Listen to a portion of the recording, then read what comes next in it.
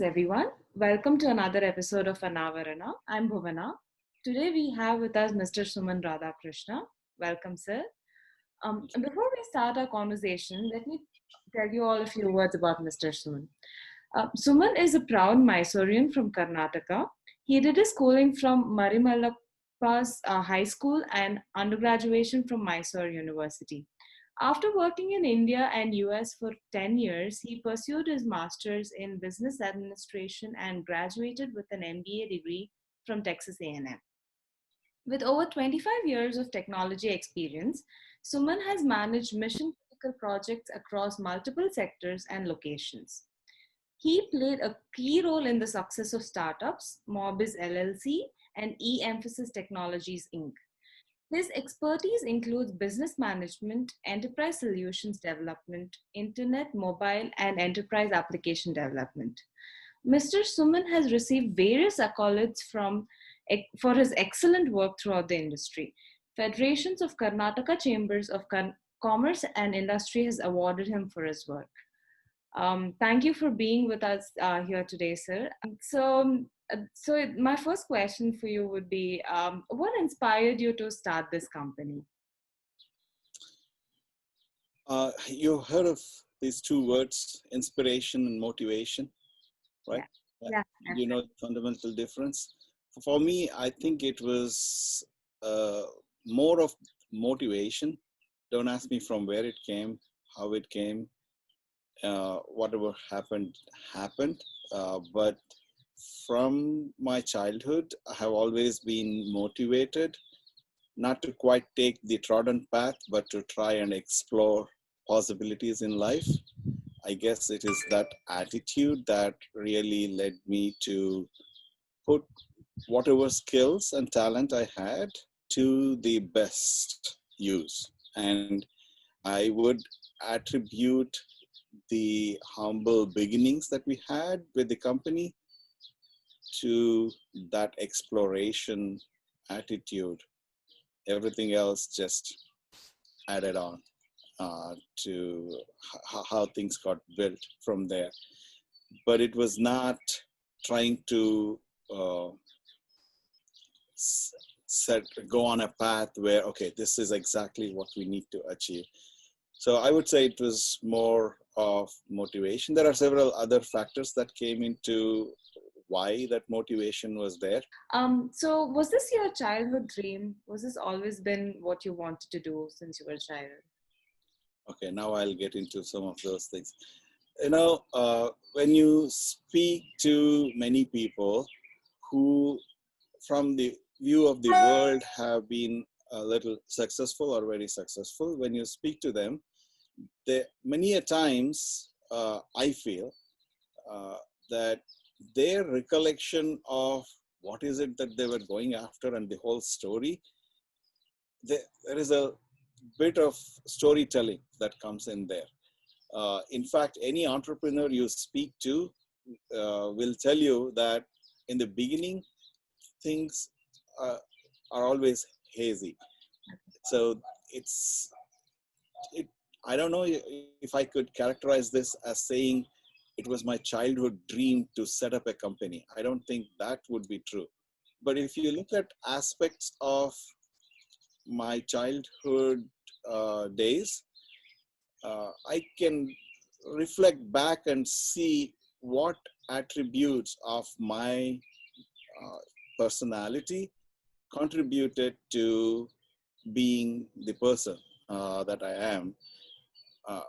So I wouldn't say it was my childhood dream to build a company, but it's always been my dream to not just take things for granted or not just accept things for what it is. I always like to explore life for its fullest possibilities.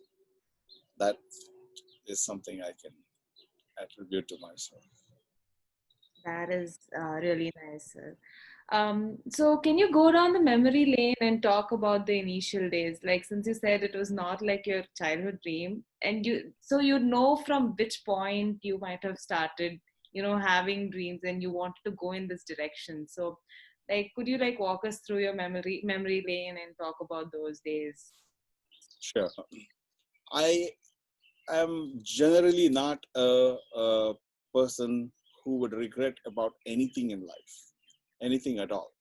Uh, but I have always, if I am true to myself, there has been one thing that I always felt, and even to some extent feel today, but it's irrelevant now, where I feel I didn't give my best and didn't quite get what I deserve. And that is during second PU, uh, I didn't make it into engineering, and that aspect bothered me so much because it, I felt like that is something I so easily deserve, and for whatever reasons, I ended up doing BSc in electronics. Right? It didn't bother me at that time, but it's something that set me up for saying you are no less, and that I think that the answer to your first question of it was more of motivation. Right. If I really dig down, I think that it came from that aspect of that one thing that I didn't achieve in life at that phase wanted me to achieve so much more with myself in life that I was always preparing myself for what more can I do with myself. And after working for 10 years and actually seeing how companies run, and I also got the opportunity of being part of two startups, I learned from things that you should be doing and things that you should not be doing. You learn from both ways. When you're dealing with people, you learn from people where with things you appreciate what they're doing and get inspired by it. And then you see some people doing some things and you learn from how not to do it as well. Right. Yeah.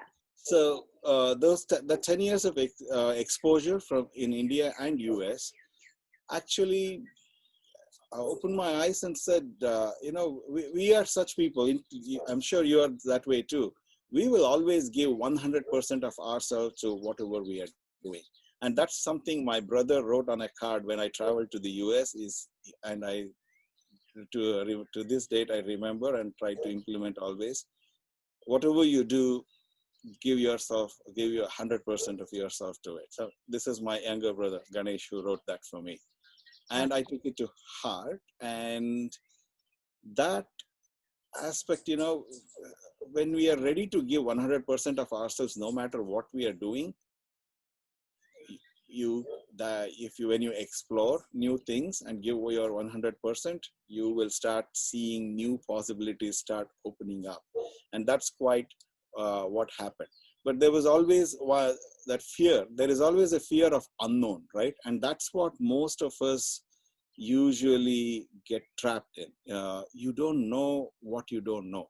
Uh, and that fear of unknown stops a lot of people from taking that initial step towards something that is seen as risky. So starting a company, that thought came into my mind, I wasn't sure if I know all the tricks of the trade to know how to build and run a company.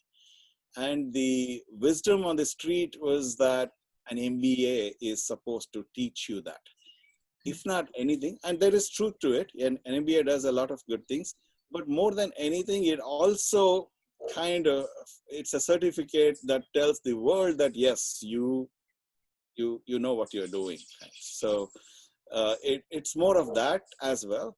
But what it did to me is, apart from learning things in the classroom and from my friends there, what it did to me was it took away the fear of unknown. I was no longer afraid to ask a question, somewhere presuming, am I supposed to already know this? And if I ask this, will I look like I I should I don't know something that I ought to know? Uh, so I wasn't that fear went away, and that was one of the good things. So I see that you have products in various industries ranging from financial services, manufacturing, education, and these fields, right? So why is there a reason why you chose these particular fields and maybe not the others? The truth is in our company, and this goes to the fundamental reason of why we even thought of starting a company. See, there are some visionary leaders who have some certain vision of wanting to build something, solve some world's problems. They are visionary leaders, and those are very inspirational leaders. And I really kudos to all of them. I'm not one of those. That's where what I mean by being an ordinary person. For me, I I had a good uh, good sense of my strengths and weaknesses, and those were the cards that have been dealt to me in my life, and I had to play the game with those cards. So I that when I looked at it, there were so many people around me. I have always been lucky to be surrounded by very talented, smart people. I, with all the talent, they were still not doing certain things that I thought if they did that, it would be so wonderful. And one thing that I found that was stopping them was the appetite to take certain risks in life. So uh, the reason for why I wanted to start the company was I wanted to set a platform where I could at least take away some of those risks for such people to do something more with themselves. So thought focus, the why part, why we even started the company was if there is a way I could take away some of that risk and allow for those people to achieve more of themselves, then that's how I defined I would be successful. That's what I was going after. So then came along several leaders in the organization from the very beginning who had certain expertise in certain domains and in some areas. And they wanted to achieve bigger things in their life than just working as a job at a job.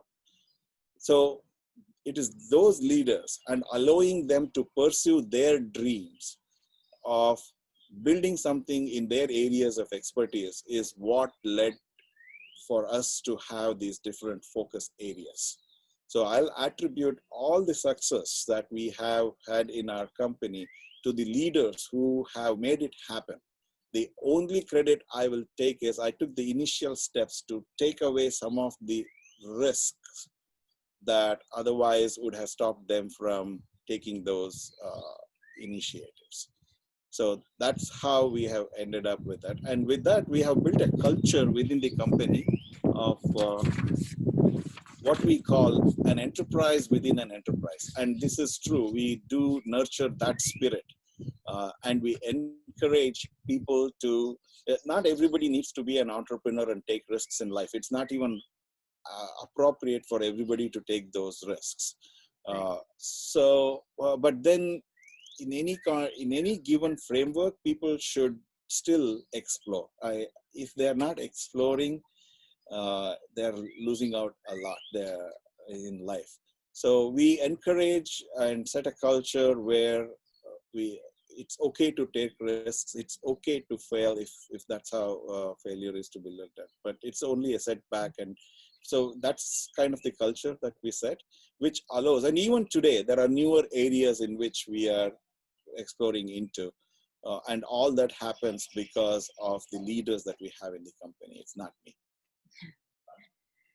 Yeah, speaking of culture, what do you value the most about your culture and vision? I think I just touched on it. The innovation is such an integral part of any organization and should be an integral part of anyone's life also. See, for me, a job should not be a job for anyone. Uh, Everyone should, we all understand that we need to earn for our livelihood, for our living, but that's something we all have to do. That's our primary responsibility. But a job becomes a job when it is just a means towards earning for life. But that is very counterintuitive to me.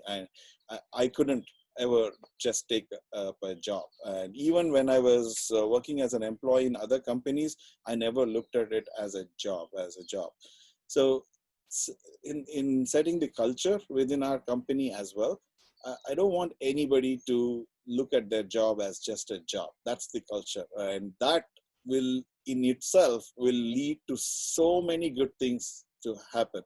See, when you talk about leadership in an organizational setup, it is about providing opportunities.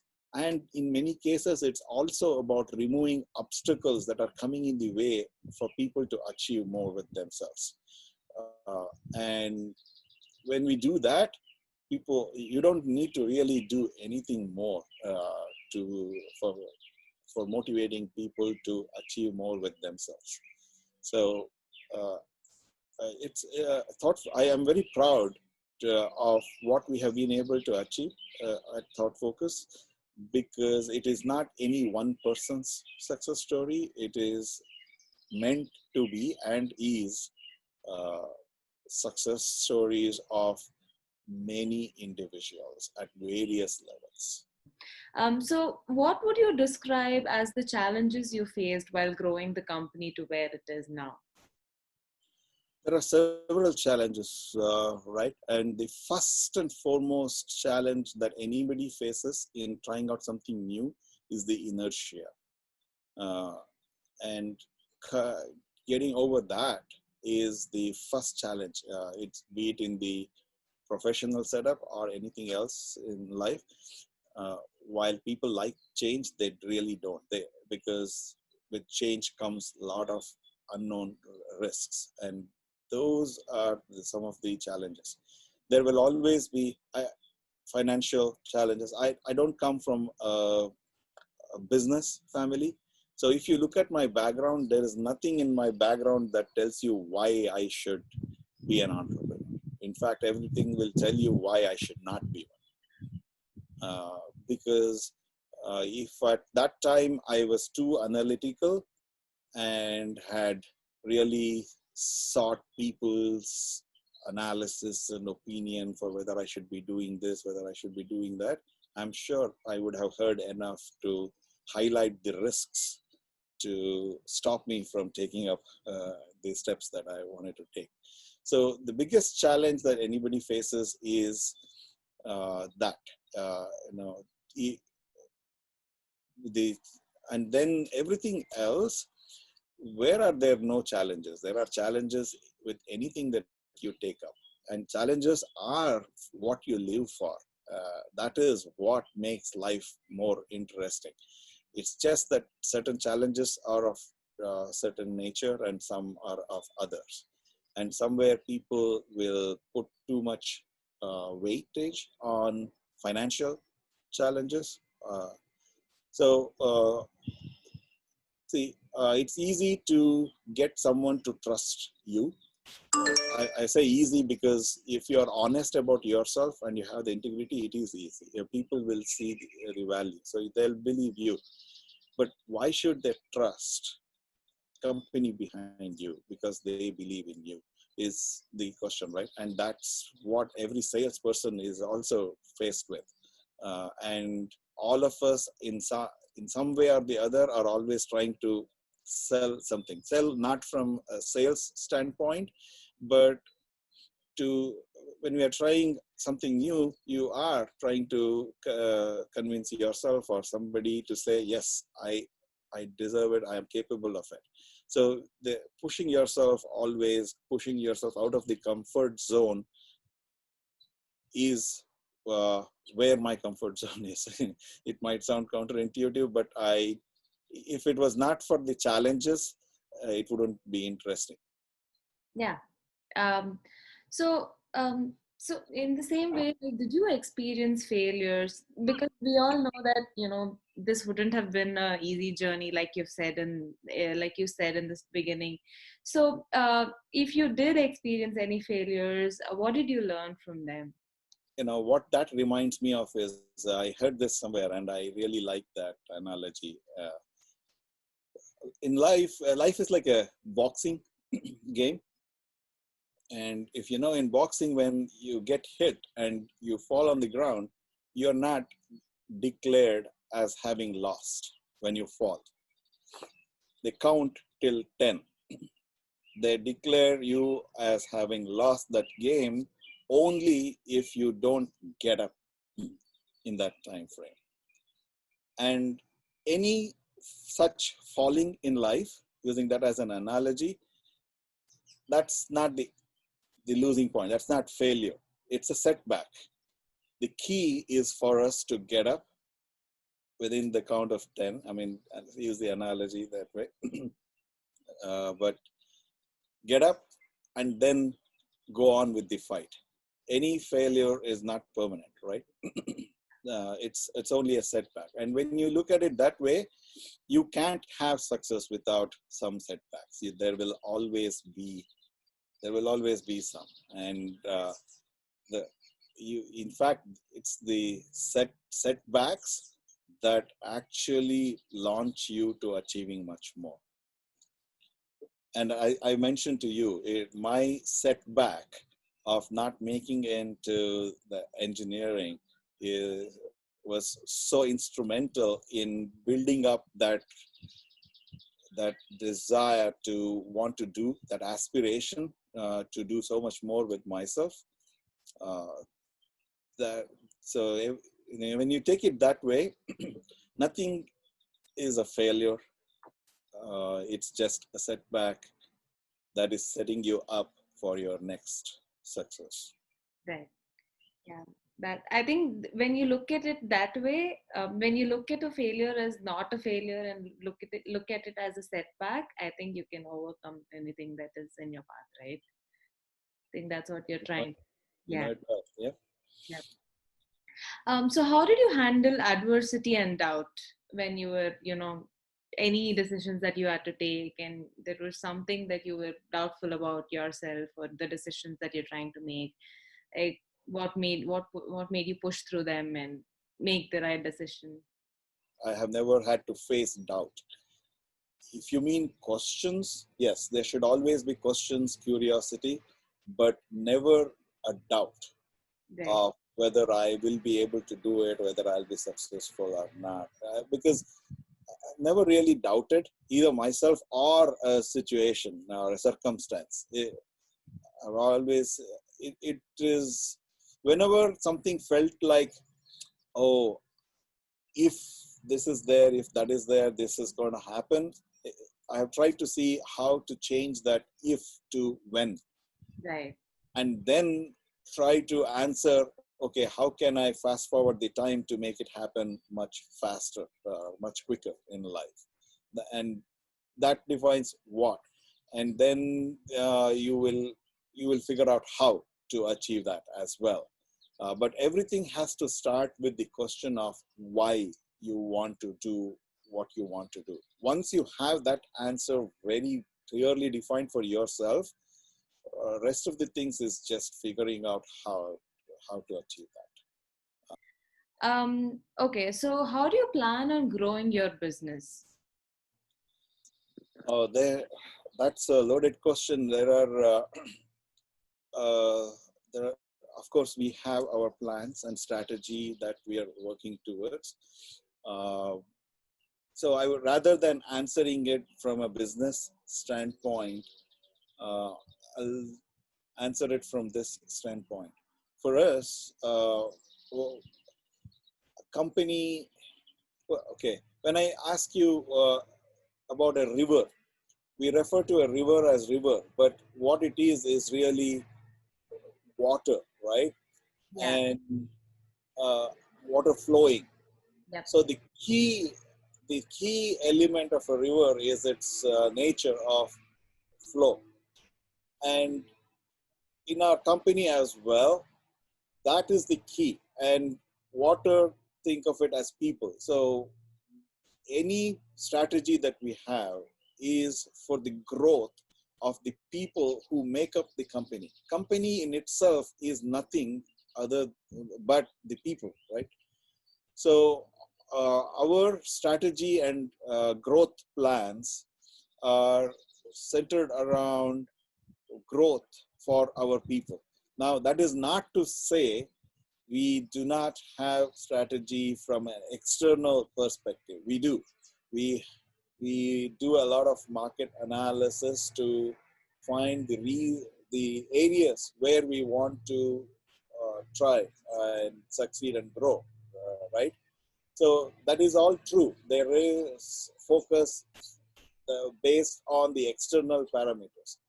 But even then, the cards that we have available to play are the people that we have. And again, our focus will be to make sure we are playing to our strengths with the people that we have. And then where we see we do not have those skills already, then we start adding such leadership and skills with additional people. Right. And through that, what I mean is there is more focus on the journey part of the running a business than just about achieving goals. Goals are important because that's what sets the direction for where you want to go. But the real joy is in the journey, and that is where people come in. I don't. So, was there a turning point for your business? I think it's a very general question about, and it's a very common question because you have grown your company. So, was there like a turning point that you feel has changed everything since then? The biggest turning point was right in the beginning. Uh, how do you make somebody trust the team behind you just by saying, trust me? That's all you have to say, because there is nothing else to prove. When you have started something new, there is nothing else to prove. So trust me is all you can say. But to find such trusting people, yeah, that's where luck plays in as well, and everything builds on from there. So ours is a company which has been built brick by brick right from the beginning. Uh, there have been a couple of ones. See, Blackstone. If you have heard of Blackstone as a company, they're a huge PE, private equity company. Since 2006, they were a customer of ours, and in 2012, they became an investor in our company as well. So from that aspect, I can think of many different things that have happened that has led to the next phase of growth in the company. So in 2008, when there was a downturn in the industry, we invested in developing a product. That product, it was just about to get to the market, and certain parameters in the industry changed. But then we changed along with that and pivoted to making that product become the base for a new practice that we started. And that is growing very well within the financial services in the payment and loyalty services group. So adapting to every change, every turning point, has been the way we have always been. So rather than picking any one point as this was the turning point, I think our journey has been of many such points at which we have adapted and continue to grow on. Yeah, actually, yeah. When you say it that way, I think there can be not just one turning point. There can be a lot of things that could change, like the course of what is happening in the company, right? Yeah. Thank you for answering that. What advice do you have for people just starting out, for people like me who do not have a lot Follow your, of? follow your heart and explore. Uh, if you are not exploring life, giving 100% of yourself to whatever your passion is, you will still do very well in life.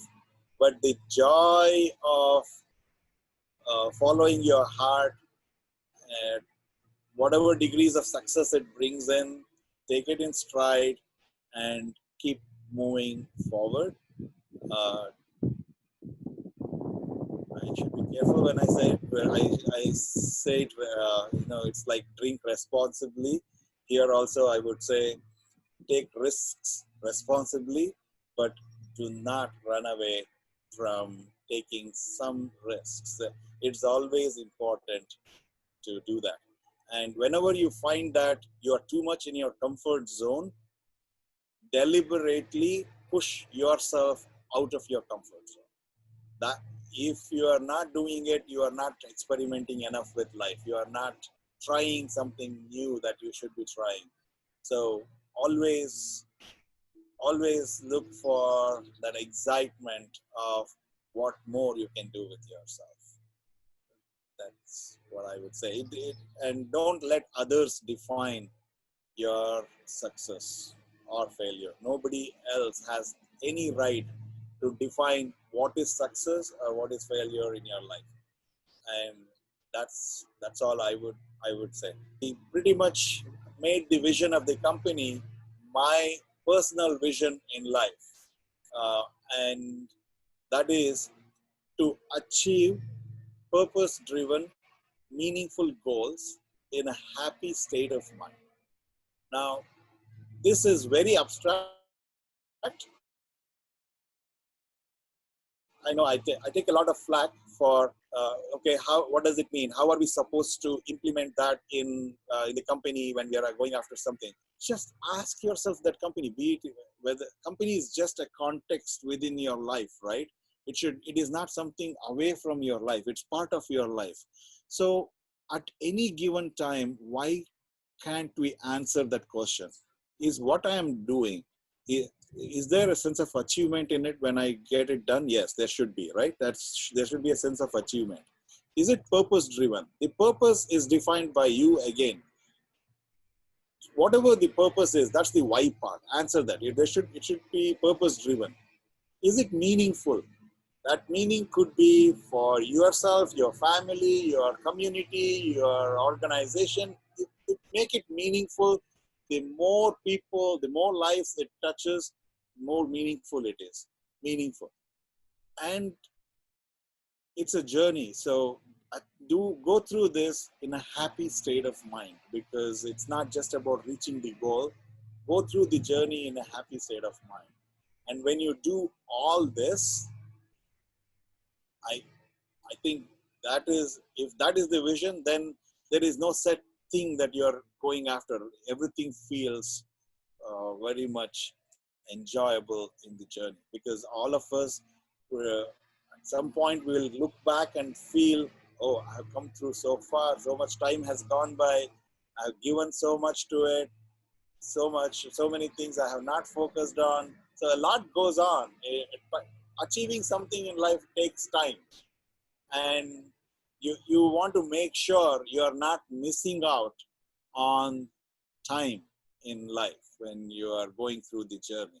And that's what I would like to say to anybody watching this. uh, it's the journey, and the goals set the direction for the journey, but it's the journey that we all need to enjoy. Yeah.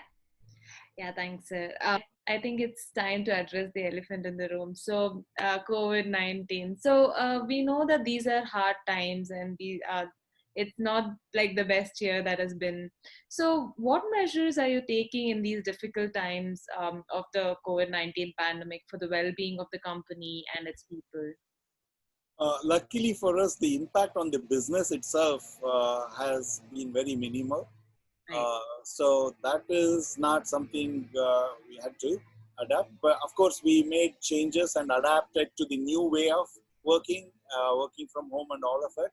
But that transition was also actually kudos to our teams who handled it so well. They took care of our customers so well. So that was fine. My focus is more on making sure that the individuals in our company, people, are not very adversely impacted by the whatever is happening. See, economy is something that will go through cycles, ups and downs, and it will recover and move on. Yeah. What is important at the grassroots level is the impact that any of this is having on people. Yeah. And so we have taken care. Luckily, we even there we have been lucky enough not to have any of our people have impact either from a biological way or otherwise. So we have taken measures. In fact, the productivity increased during this time. I hope we are out of that crisis or coming out of that crisis already. Uh, there aren't too many changes on the business front, but here is the thing. What these 2 months has done to all of us is it gave us the much required time to think of our priorities in life, both at a personal level and even in the organizations. So the way things are going to be post this crisis will not be the same way as things were before. Certain priorities would have changed both from a business perspective and personal perspective, and we are making adaptations and changes to make sure we continue on the growth of achieving more at people level and Right. as a company. Yeah. Right. Yeah. So these were the questions that I had for you today, sir. Thank you so much for spending your invaluable time with us today and sharing your experiences with us. It has really inspired and taught us a lot. So thank you so much for that. Thank you for the opportunity to chat with you on this. Yeah, thank Yeah. you very much. Thank you, sir.